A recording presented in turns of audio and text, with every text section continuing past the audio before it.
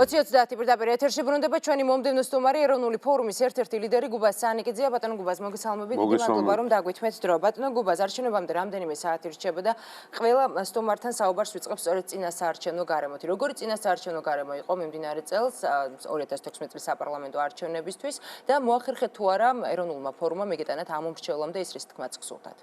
რა თქმა უნდა, წინა წლებთან შედარებით, განსაკუთრებით 2012-თან და მანამდე კიდევ რაც არჩევნებიც იყო, ეს არის საარჩევნო სამოთხე, შეიძლება ასე ჩავთვალოთ. რა თქმა უნდა, ხარვეზები არის, გარკვეული ინერციაც არის, ადმინისტრაციული რესურსის გამოყენებაც არის, მაგრამ საერთო სურათს ეს არ ცვლის.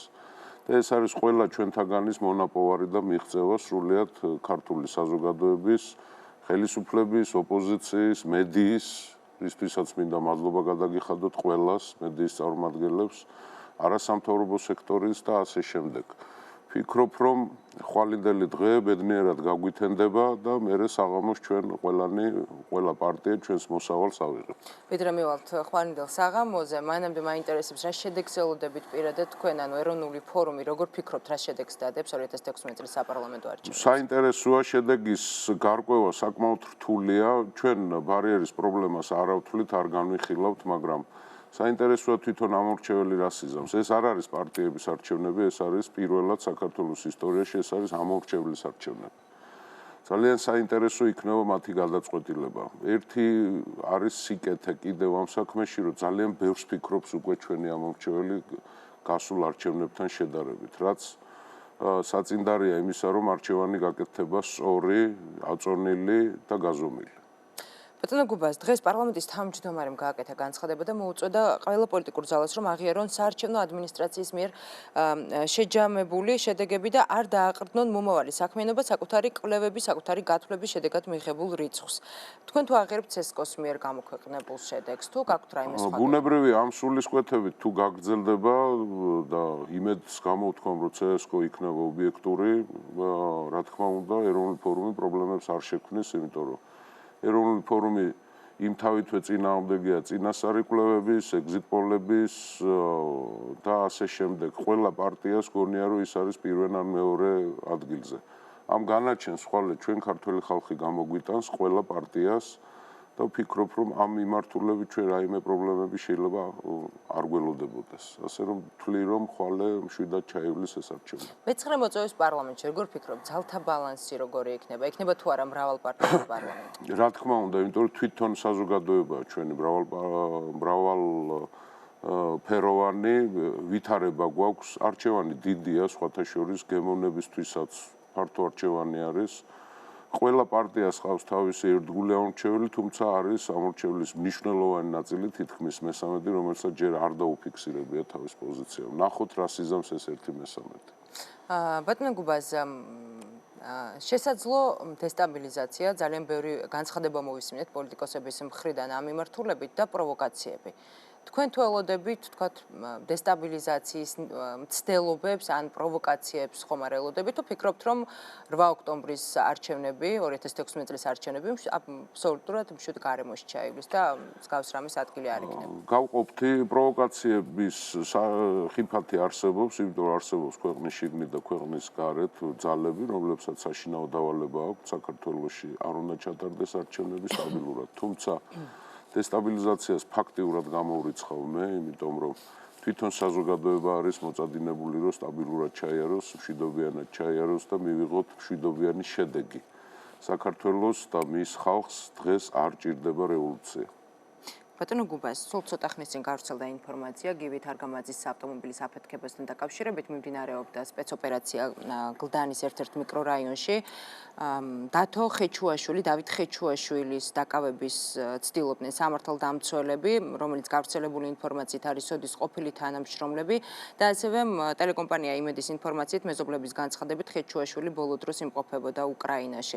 ასევე ბესიკ ამირანაშვილმა, შინაგან საქმეთა მინისტრის მოადგილემ გააკეთა განცხადება ამ თემასთან, ამ საქმესთან მიმართებაში და მან თქვა, რომ გივით არგამაძის ავტომობილის აფეთქების საქმე არის გახსნილი. თქვენი შეფასება მაინტერესებს ზოგადად ამ საქმესთან მიმართებაში და ასევე მაინტერესებს, როგორ ფიქრობთ, ვის ინტერესში შეიძლება შედიოდეს წინასაარჩევნოდ მსგავსი აფეთქების და გავიმეორებ იმ ადამიანების ინტერესებში შედის, ვისაც არ უნდა რომ საქართველოში არჩევნები ბევრია, ძალებია ასეთი. ახლა ზოგი გამოცნობადია, ზოგი შეიძლება ვერ გამოვიცნოთ. რაც შეეხება დღევანდელ ამ შემთხვევას, ეს იმდენად ცინცხალი ინფორმაცია არის, რომ მოდით დაველოდოთ რა იქნება, როგორ იქნება. გამოვთქვა იმედს, რომ ჩვენი სამართალდამცავები სწორად და ობიექტურად მოგვაწოდებენ ინფორმაციებს ხვალზე და ასე შემდეგ. ძალიან კარგი იქნება თუ ეს ძალიან სწრაფად მოხდება ამის გამომზეურება ყველა დეტალის. იმიტომ ყველა ველოდებით ამას. ბატონო გობაზ, იმ შემთხვევაში დაუბრუნდეთ ისევ არჩევნების თემას, თუ გადალახა ეროვნულმა ფორუმმა ბარიერი და მოხვდით პარლამენტში. რა იქნება თქვენი მთავარი დაპირება, ესეც მაინტერესებს, იმ ერთი წუთის გარდა, მე აუცილებლად საუბრის ბოლოს მოგცემთ ერთ წუთს, რომ მიმართოთ თქვენს ამომრჩეველს და რა ტიპის ინიციატივები ექნება ეროვნულ ფორუმს, რა მიმართულებას აიღებს? ყველაზე მთავარი პრიორიტეტი ჩვენთვის არის ამოსავალი წერტილი არის პროგრამაშიც ასე არის, ეს არის სახელმწიფო უსაფრთხოება და საქართველოს როგორც სახელმწიფოს ფუნქციის მოძებნა სასწრაფოდ, იმიტომ რომ ვითარება საკმაოდ იძაბება რეგიონში ეს ცეცხლი ჩვენს გარშემო დანთებული ნელ-ნელა გვიახლოვდება, ამიტომ ძალიან ბევრი სამუშაო გვაქვს და თან დროც არ გვაქვს ბევრი. ქვეყანამ უნდა იზრუნოს თავისი უსაფრთხოების სისტემების გაძლიერებაზე, ეს არის დიპლომატია, ეს არის კულტურული ექსპანსია, ეს არის თუნდაც სპეცსამსახურების გააქტიურება, განსაკუთრებით ქვეყნის გარეთ, ეს აუცილებელია. ამას მოყვება, ამის გარეშე რა თქმა უნდა სხვა არაფერი არ იქნება. ძალიან საინტერესოა ჩვენი ეკონომიკური შეთავაზებები, კერძოდ დიფერენცირებული გადასახადების სისტემა, ანუ თბილისში გაცილებით მეტი იქნება გადასახადი, თქვათ ბიზნეს წარმოებაზე, თქვათ უწერაში, სოფელ უწერაში გაცილებით ნაკლები. ეს ხელშეუწყობს ეკონომიკის და ბიზნესის და ფინანსების გაწოვას რეგიონებში. საქართველოს თავიდან უნდა ქართველმა ხალხმა თავიდან უნდა ითვისოს თავისი სამშობლო და თავისი ტერიტორია. ძალიან მნიშვნელოვანი იქნება სასამართლო, ჩვენ რადიკალურ ცვლილებაზე ვაპირებთ წასვლას, ჩვენ ვაპირებთ პირველ-მეორე ინსტანციის მოსამართლეთა არჩევას. ხალხმა უნდა ირჩიოს ისა. ეს სარისკოა, გეთანხმებით, მაგრამ პოლიტიკოსი პოლიტოლოგისგან და ექსპერტისგან იმითი განსხვავდება, რომ როცა არის პრობლემა, მოუგვერა ჩვეულებრივად, როგორც ირჩევს, შვეიცარიაში ირჩევენ, სხვათა შორის ძალიან საინტერესოა ესა. ჩვენ პროგრამაში არის დაწვრილებით გაწერილი, არის გარანტიები ჩადებული, იქ რომ არ ჩაერიოს აღმასრულებელი ხელისუფლება, ასე რომ თვლით, რომ დღეს ერთ-ერთი მთავარი პრობლემა ეს არის მოსამართლეთა კორპუსი, რომელიც სამწუხაროდ გადმობარებული იქნა წინა ხელისუფლებისგან. მოსამართლეთა კორპუსი არის გამოსაცვლელი საქართველოში.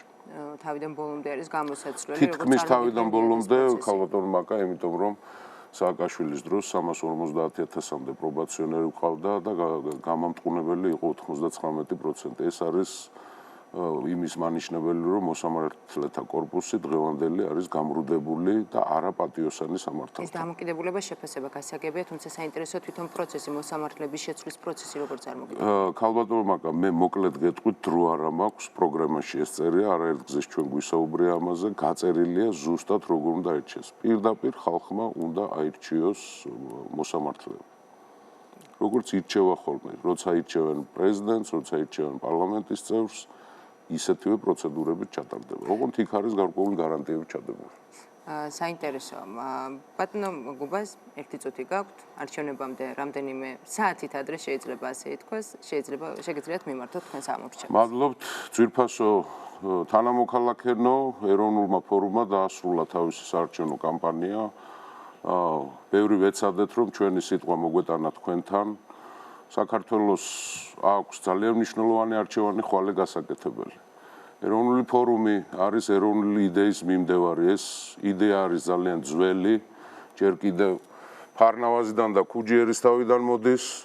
მერე გრძელდებოდა ფარსმანების ეპოქაში, მირიანის დროს, ვახტანგ გორგასლის დროს, დავით კურაპალატის დროს, თამარისა და დავით აღმაშენებლის დროს, გიორგი ჭყონდიდელის დროს, სელიმ ხიმშიაშვილის, მემედ აბაშიძის, ილია ჭავჭავაძის და საბოლოოდ ეროვნული მოძრაობა, როცა ჩვენ მქონდა, ეს არის მერაბისა და ზვიადის იდეა. არსებობენ აბსოლუტური იდეალები. ადამიანები ემსახურებიან ამას. ეროვნული ფორუმი არის ის პარტია, რომელსაც აქვს პრეტენზია ეს ხანგრძლივი გზა, რასაც გადის ჩვენი ხალხი, ეს არის ქართული გზა. ჩვენ გვინდა რომ მივიღოთ ეროვნული სახელმწიფო, დაცული, თვითკმარი, ეროვნული ღირსებით ახსავსე, უსაფრთხო და ეკონომიკურად აყვავებული. ჩვენ ვართ 21 საუკუნის ილიელები.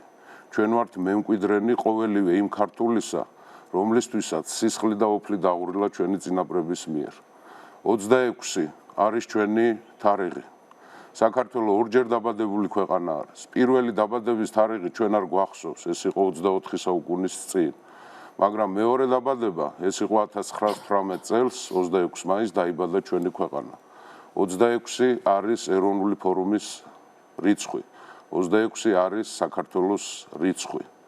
დაგვიჭირეთ მხარი, დაუჭირეთ საქართველოს განვითარებას მხარი, მიეცით ხმა ეროვნულ ფორუმს. ჩვენ ვართ ამ ქვეყნის შვილები, ჩვენ ვაპირებთ ამ ქვეყანაში ცხოვრებას, შვილების აღზრდას და საბოლოო ჯამში უნდა მივიღოთ ის, რაც ჩვენთვის არის მთავარი, ჩვენი სამშობლო. საქართველოს უნდა დავიბრუნოთ ქართველმა ერმა. დიდი მადლობა, მიწაცა თქვენი ეროვნული ფორუმი. ძალიან დიდი მადლობა. მადლობ თქვენ. 20-30 შეკითხვებს გუბას ანკიძე პასუხობდა, ახლა რეკლამის შემდეგ ირმა ინაშვილი შემოგვიერთდება და ჩვენ შეკითხვებს ასევე დავით უსუფაშვილი უპასუხებს. დაგველოდეთ.